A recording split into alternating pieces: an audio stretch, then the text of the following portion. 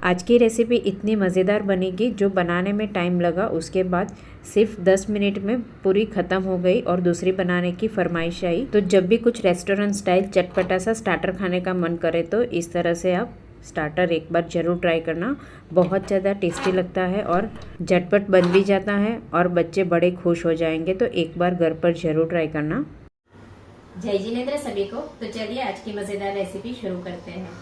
तो आज हम एकदम क्रिस्पी शेजवान बनाना बाइट्स बनाएंगे। तो सबसे पहले हम शेजवान सॉस बनाएंगे। तो यहाँ 7 से 8 कश्मीरी लाल मिर्च के बीज निकालकर गर्म पानी में भिगा देंगे। तो मैंने यहाँ आधा कप गर्म पानी में भिगो दिया है। अब सॉस बनाने के लिए मैंने यहाँ 1 टमाटर के रफली टुकड़े कर लिए हैं और मिर्ची भी अच्छे से भीग कर सॉफ्ट हो गई है। अब छोटे मिक्सर बाउल में भीगी हुई मिर्ची और टमाटर ऐड करेंगे और जो भी बीज रह गए थे वो बीज निकाल कर पानी भी ऐड कर लेंगे और एकदम फाइन पेस्ट बनाकर तैयार करेंगे। तो यहाँ टमाटर और कश्मीरी लाल मिर्च की पेस्ट बनकर तैयार है। अब हम सॉस बनाएंगे। तो एक कढ़ाई में मैंने यहाँ 2 टेबलस्पून ऑयल ले लिया है। आधे टीस्पून सौंठ पाउडर, 1/4 टीस्पून काली मिर्च पाउडर ऐड करेंगे और 8 से 10 बेसिल लीव्स को बारीक कट करके ऐड करेंगे। अगर आपके पास बेसिल लीव्स नहीं है तो आप पुदीने के पत्ते को भी बारीक कट करके ऐड कर सकते हो या फिर तुलसी के पत्ते भी ऐड कर सकते हो। अब साथ में 2 टेबलस्पून बारीक कटा हुआ कैप्सिकम ऐड करेंगे और कैप्सिकम और बेसिल लीव्स को हम हल्का सौते कर लेंगे। तो देखिए इस तरह से सौते हो जाने के बाद हम इसमें जो कश्मीरी लाल मिर्ची और टमाटर की पेस्ट बनाई थी वो ऐड करेंगे और अच्छे से मिक्स कर लेंगे। तो ये मिर्ची की पेस्ट और टमाटर को हमें अच्छे से पकाना है और इसमें ऑयल की मात्रा भी थोड़ी ज़्यादा होती है। अब इसमें 1 टीस्पून नमक ऐड करेंगे और अच्छे से मिक्स कर लेंगे और स्लो टू मीडियम फ्लेम पर अच्छे से पका लेंगे। यानी ये सॉस थोड़ा गाढ़ा भी हो जाएगा और सॉस में से ऑयल भी छूट जाएगा। तो हमें इस तरह से हल्का ढक लेंगे जिससे छींटे बाहर नहीं गिरेंगे और बीच बीच में हम ढक्कन खोल के 2 से 3 बार अच्छे से मिक्स कर लेंगे। तो देखिए जैसे जैसे पकता जाएगा वैसे ये सॉस थोड़ा गाढ़ा हो जाएगा और ऑयल भी थोड़ा रिलीज़ हो जाएगा। अब इसमें 1 टेबलस्पून टोमेटो सॉस ऐड करेंगे और 1 टीस्पून सोया सॉस ऐड करेंगे।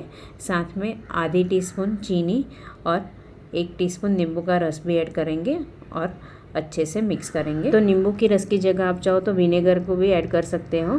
तो देखें यहाँ सब अच्छे से मिक्स कर लेना है और अभी सॉस को हम 3 से 4 मिनट के लिए स्लो टू मीडियम फ्लेम पर अच्छे से पका लेंगे। और यहाँ सॉस बनाने में मैंने आज ग्रीन कैप्सिकम का ही यूज़ किया है। अगर आपके पास रेड कैप्सिकम है तो आप वो ऐड करेंगे जिससे सॉस का कलर और भी अच्छा आएगा। तो इस तरह का सॉस बनाकर आप फ्रीज में 8 से 10 दिन के लिए रख सकते हैं। तो जब भी मन करे तब आप ये सॉस रेडी हो तो तुरंत स्टार्टर बनाकर दे सकते हैं। तो देखिए सॉस बनकर तैयार है। अभी कंसिस्टेंसी हल्की पतली है पर ठंडी होने के बाद ये प्रॉपर हो जाएगी।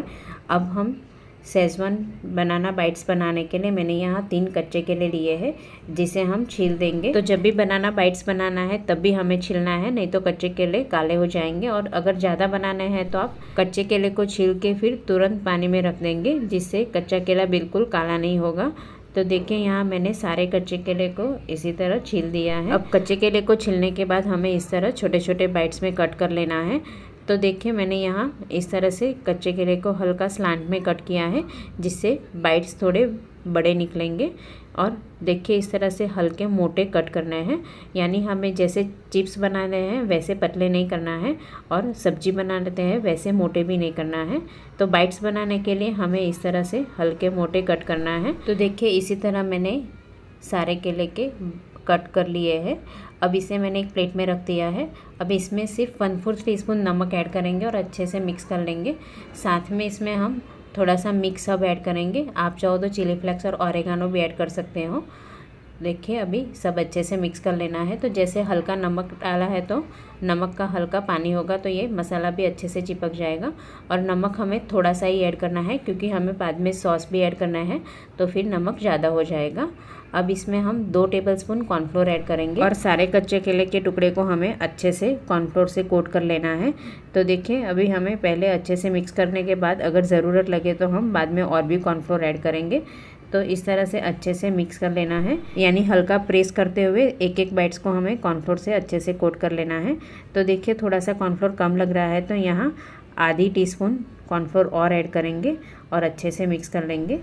तो देखिए यहाँ सब मिक्स करने के बाद अगर कॉर्नफ्लोर थोड़ा ज़्यादा है तो हमें इसे हटा लेना है और सारे बाइट्स को हम अलग कर लेंगे। अब इसे हम डीप फ्राई करेंगे।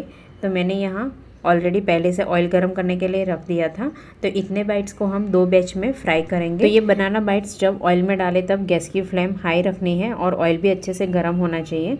और इस तरह हम एक एक बाइट्स को हम ऑयल में डाल देंगे। और बनाना बाइट्स ऑयल में डालने के बाद 30 to 40 सेकेंड के लिए ऐसे ही रहने देंगे, जिससे कॉर्नफ्लोर अच्छे से कोट हो जाएगा। यानी ये कॉर्नफ्लोर बिल्कुल ऑयल में बिखरेगा भी नहीं। और फिर हम जाली की मदद से पलट कर अच्छे से क्रिस्प होने तक फ्राई करेंगे। तो देखिए ये गैस की फ्लेम हमें मीडियम टू हाई रखनी है और 50 to 60% अच्छे से फ्राई हो जाने के बाद फिर स्लो टू मीडियम फ्लेम पर क्रिस्प होने तक अच्छे से फ्राई करेंगे। तो एक बैच फ्राई करने में 3 से 4 मिनट लगेगी। तो देखिए एक बैच फ्राई हो चुका है। तो हम सारे बाइट्स को ऑयल से निकाल लेंगे और एक प्लेट में रख देंगे, क्योंकि ये बाइट्स को हमें वापस एक बार और फ्राई करना है। तो ये बाइट्स को हमें फ्राई करने के बाद ठंडे होने देना है। तो एक बैच फ्राई करने के बाद हम इसी तरह दूसरा बैच भी फ्राई कर लेंगे। तो गैस की फ्लेम वापस हमें हाई कर लेनी है और ऑयल अच्छे से गर्म होने के बाद गैस की फ्लेम हाई रखेंगे और एक एक बाइट्स को हम ऑयल में डाल देंगे। और इसी तरह हम दूसरा बैच भी अच्छे से फ्राई कर लेंगे। तो ऑयल में डालने के बाद 30 to 40 सेकेंड ऐसे ही रहने देंगे और क्रिस्प हो जाने के बाद हम सारे बाइट्स को ऑयल से निकाल लेंगे। तो ये सारे बाइट्स को हम एक प्लेट में हल्का ठंडा होने देंगे। यानी मैंने पहले एक बैच भी फ्राई कर लिया था और ये दूसरा बैच भी फ्राई कर लिया है। और ये हल्के ठंडे होने के बाद इसे हम वापस एक बार फ्राई करेंगे, जिससे एकदम क्रिस्पी बनेंगे। तब तक क्रिस्पी बनाना बाइट्स को कोट करने के लिए शेजवान ग्रेवी बनाएंगे। तो पैन में 1 टेबलस्पून ऑयल ऐड करेंगे और ऑयल अच्छे से गर्म होने के बाद इसमें 2 टेबलस्पून बारीक कटी हुई कैबेज और 2 टेबलस्पून बारीक कटा हुआ कैप्सिकम ऐड करेंगे और मीडियम फ्लेम पर चम्मच से चलाते हुए हल्का सौते कर लेंगे। अगर आप कैबेज स्किप करना चाहो तो स्किप भी कर सकते हो, सिर्फ कैप्सिकम ऐड करेंगे। तो देखिए इस तरह से हल्का सौते हो जाने के बाद सिर्फ सब्जियों के हिसाब से हल्का सा नमक ऐड करेंगे और इसमें 2 टेबलस्पून टमाटो सॉस ऐड करेंगे और 2 टेबलस्पून शेजवान सॉस जो हमने बनाया था वो ऐड करेंगे और अच्छे से मिक्स करेंगे।